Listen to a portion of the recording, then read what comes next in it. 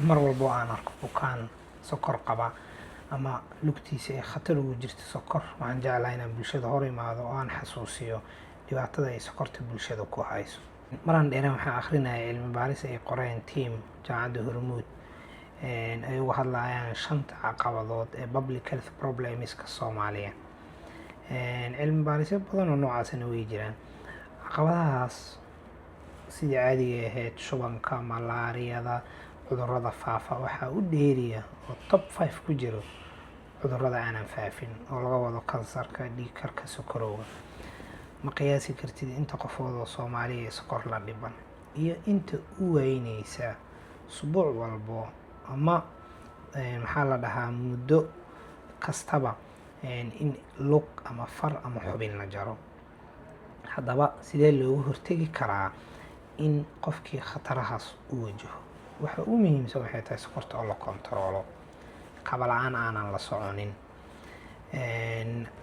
cuntooyinkii waxyaabihii lifestyle-ka dhakhaatiirta ku jirto dadku la talinayeen oo la ilaaliyo, iyo in haddii nabar ama boog sokoreed waxa loo yaqaano qofku uu isku arko uusan fududaysan oo sida ugu dhaqsiyaha badan xirfadle caafimaad ama dhakhtar ugu tago.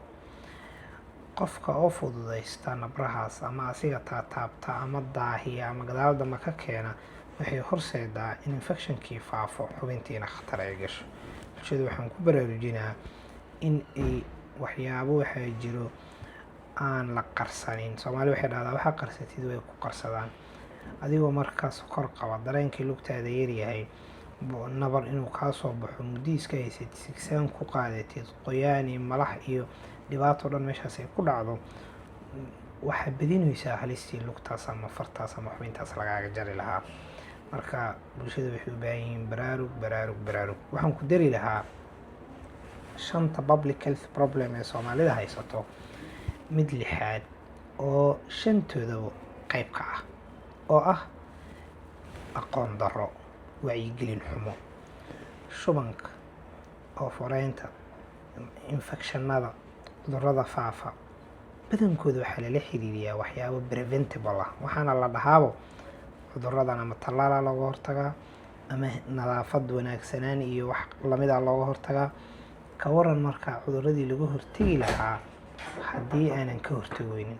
Waxaan ku baraarujinaa marka bulshada insha Allah inay wacyigelinta kala duwan ee dhammaan dhakhaatiirtii bada caafimaad kala duwan ee muujinaya inay qaataan, hurdada ka kacaan, inta xanuunsan Allah caafiyo.